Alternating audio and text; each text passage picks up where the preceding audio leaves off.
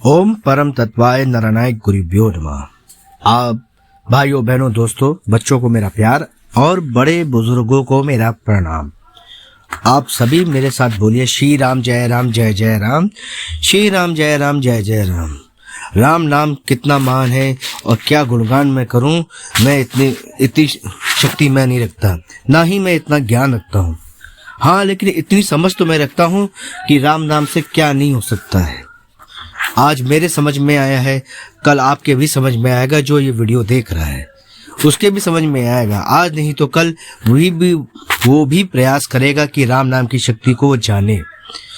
अगर आपको अपने जीवन में राम नाम की शक्ति को देखना है और जानना है और महसूस करना है कि क्या हो सकता है, ऐसी कौन सी चीजें जो राम नाम की शक्ति नहीं कर सकती है।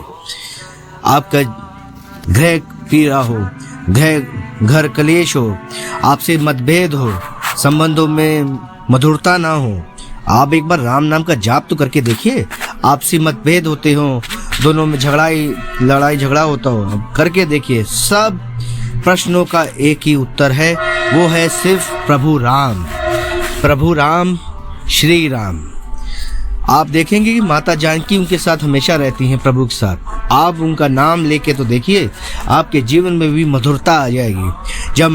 जब आप श्री राम का नाम लेंगे तो माता जानकी अपने साथ, राम जी अपने साथ माता जानकी को भी ले आएंगे और जीवन में आपके परिवर्तन आना चालू हो जाएगा। आज की कथा वैसे ही मनोहर जी की है, जो दिल्ली में रहते हैं। यह कथा आपको बताएगी कि कैसे राम नाम का प्रताप कितना है और क्या कुछ नहीं हो सकता है। ये तो सब उदाहरण है, जैसे मैं आपको कहानियाँ सुनाया करता हूँ, सत्य कथाओं के बारे में बताया करता हूँ। ये सिर्फ आपको और हम हिंदू भाइयों को जगाने के लिए है कि राम नाम में कितना बड़ा प्रताप है। हम इधर उधर भागा करते हैं दूसरे धर्मों के लिए, हम कितने बेवकूफ़ हैं। जो सनातन धर्म से सबसे पुराना जो धर्म हमारा है, वहाँ ये दूसरे धर्म क्या कर सकते हैं? कुछ नहीं कर सकते। अगर आकाश की ध्वनि अगर देखी जाए तो ओमकार है, और ओमकार की शक्ति सिर्फ और सिर्फ श्री राम है। अगर आपको मेरा अथक प्रयास पसंद आ रहा हो और आप गर्व महसूस करते हो हिंदू होने में, तो मेरे चैनल पवन पुत्र हनुमान को लाइक शेयर सब्सक्राइब जरूर कर लें और बेल आइकन को जरूर बजा दें, ताकि नए से नए वीडियो का नोटिफिकेशन आपको मिलता रहे। और प्लीज़ इसको शेयर ज़रूर करें, ताकि जिनके जीवन में अंधेरा हो, जिनको उजाला समझ में ना रहो। क्योंकि आजकल लोग पंडितों के चक्कर में इधर उधर बहुत भागते हैं, लेकिन उनके प्रश्नों के उत्तर नहीं मिल पाते हैं। वो अपने आप तो जूझा करते हैं। तो मेरे प्रयास से किसी के जीवन में अगर उजियारा हो रहा है तो उसमें आप सहभागिता बन सकते हैं और प्रभु की कृपा आप भी पा सकते हैं। तो इसलिए शेयर ज़रूर करें और प्लीज़ वीडियो पूरा देखा करें, ताकि आपको पता चले कहानी में आगे क्या हुआ। मनोहर जी के पिता अजय मिश्रा जी गांव में रहा करते थे। जब मनोहर जी का जन्म हुआ था तो उनके पिताजी ने अपनी बेटे की मनोहर जी की जन्म पत्री बनवाई। तो जन्म पत्री बनाते समय वो पंडित जी बहुत ही बुद्धिमान थे। उन्होंने बताया कि ये मनोहर का जीवन बहुत अच्छा बीतेगा, लेकिन 55 वर्ष की आयु में इसको ऐसी बीमारी पड़ेगी, ऐसी बीमारी होगी जो इसके मौत का कारण भी बनेगी। फिर धीरे धीरे जो है मनोहर जी का जीवन वैसे वैसे घटित होता चला गया। पंडित जी ने जैसे बताया था वैसे ही उनके जीवन में उतार चढ़ाव और बदलाव आता गया।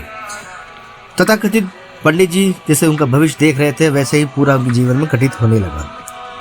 उनकी उम्र विवाह होने की आ गई। उनके विवाह बहुत अच्छी जगह हुआ और उनके 2 पुत्र भी हुए। उनके जीवन में वैसी घटना घटित हो रही थी जैसे पंडित जी ने विवरण दिया था। धीरे धीरे जब वो 55 वर्ष के हुए तो इनकी तबीयत बहुत खराब हो गई। उन्होंने कई डॉक्टर को दिखाया शहर में, और कई लोगों को दिखाया और कई नीम हकीकों को दिखाया, पर उनका कोई भी फायदा नहीं मिल पा रहा था। तभी उनके पिताजी को खबर मिली कि उनका बेटा बहुत बीमार है। तो उन्होंने सोचा कि लाओ एक बार मनोहर से मिलने देखे क्या हो गया, उसकी बीमारी क्यों नहीं ठीक हो रही है, जो अमूमन हर पिता करता है। वह गए और वो उससे मिले जाके। जब उन्हें मिला तो उन्हें देखा कि मनोहर की सेहत दिन प्रतिदिन गिरती ही जा रही थी। तो उनके पिताजी को वो पंडित जी की बात याद आई और याद आया कि पंडित जी ने कहा था कि 55 वर्ष की आयु में इनको एक ऐसा रोगग्रस्त आएगा, शरीर हो जाएगा, जिससे वो मरणासन हालत में पहुंच जाएंगे। तभी उनके पिताजी के दिमाग में बात आई कि हमारे गांव में एक संत जो दिव्य पुरुष हैं, जिनकी दिव्य काया है, उनकी आश्रय पाकर शायद मेरे बेटे को एक नया जीवन मिल जाए, मनोहर जी को नया जीवन मिल जाए। इसलिए उनने सोचा कि मनोहर को चलो हम लोग गांव ले चलते हैं। जब मनोहर को वो गांव लेके गए, वो गांव आ गए, तब वो दौड़े दौड़े संत जी के आश्रम में पहुंचे। संत जी जो अपनी सभा में लगे हुए थे, उन्हें देखा कि मनोहर जी की कोई व्यक्ति बहुत दूर बैठे आंसू बहाए जा रहे हैं मनोहर जी। तो मनोहर जी की ये दृश्य देख के संत जी ने उनको अपने पास बुलाया और पूछा, क्या कष्ट है बेटा? तो उनने तुरंत संत जी के पैर पकड़ लिए और उनसे दया की भीख मांगने लगे, प्रभु दया करें, दया करें। तो उनने कहा, संत जी ने कहा कि बेटा बताओ तो कष्ट क्या है? तो उन्होंने कहा कि प्रभु मेरा पुत्र इकलौता है और वो मरणासन हालत में पहुंच गया है, उसकी बीमारी ठीक नहीं हो रही है, उसको सब जगह से जवाब दे दिया गया है। जब उनने पूरा दर्द सुना तो हमारे संत तो करुणाधान होते हैं, उनका मन दूसरे कष्टों से बह जाता है, कष्टों से भर जाता है। वो तो संत जी फिर काफी देर सोचने के बाद कहते हैं कि चलो अच्छा तुम्हारे पुत्र को देख लिया जाए। जब संत जी घर पहुंचे तो उन्होंने मनोहर जी को आवाज दी, बेटा बोलो सीताराम सीताराम। उन्होंने कहा, बेटा बोलो सीताराम सीताराम। 2-3 बार दोहराने पर, अथक प्रयास करने पर भी मनोहर जी बोल नहीं पा रहे थे, जैसे उनके अंदर शक्ति छीण हो गई थी, शक्ति विहीन हो गए थे वो। तभी उनने जोर दे के कहा, मनोहर बोलो सीताराम। पता नहीं आकस्मिक उनके में इतनी शक्ति कहाँ से आ गई, जो मनोहर 3-4 दिन से बिल्कुल शब्द ना बोल पा रहा हो, उसके मुंह से प्रभु का नाम निकला, सीताराम सीताराम। ये अथक प्रयास उनको थोड़े से जीवन में वापस ले आया था। उनके जैसे उनने सीताराम बोला, संत वहां से चले गए और तभी मनोहर जी ने कहा कि मेरे अंदर लग रहा है, उन्होंने सोचा, अनुभव किया कि उनके अंदर शक्ति वापस आ गई है, जो प्राण शक्ति थी जो चली गई थी वो वापस आ गई है प्रभु के नाम से। फिर उन्होंने कहा घर वालों से कि आप लोग भी प्रभु का नाम जपें मेरे साथ, तो कुछ हो सकता है। तो सभी लोग ने जब देखा कि जो मरणासन हालत में बैठा व्यक्ति कैसे सीताराम सीताराम के नाम के प्रभाव से वापस आ गया है, तो सबने जोर जोर से सीताराम सीताराम सीताराम सीताराम का जाप करने लगे। जाप करते करते पूरी रात कट गई, दिन कट गया, दोपहर तक आप विश्वास नहीं करेंगे कि मनोहर जी वापस आ गए जिंदगी में और पलंग से उठ गए। जी हाँ, वो पलंग से उठ गए और उन्होंने कहा कि मैं जीवन से वापस आ गया। और सुबह उठ के बोले कि ये तो सब संत जी के कमाल से हुआ है। उन्होंने ही मुझसे कहा था सीताराम बोलो। ये सीताराम की शक्ति नहीं तो थी, साथ में संत जी की शक्ति थी जिसने मेरी प्राण शक्ति वापस ला दी।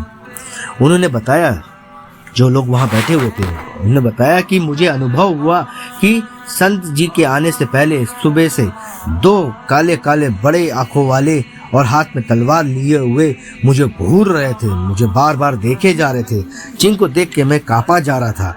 और वो मुझसे बार बार कह रहे थे, चल तुझे हम लोग लेने आए हैं, तुझे हमारे साथ चलना पड़ेगा।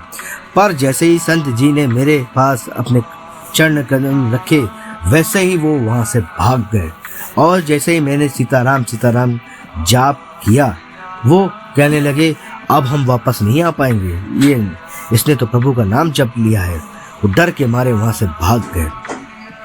फिर वो बताते हैं कि उन्होंने अपने जीवन का एक अंग सीताराम के जाप को बना लिया था।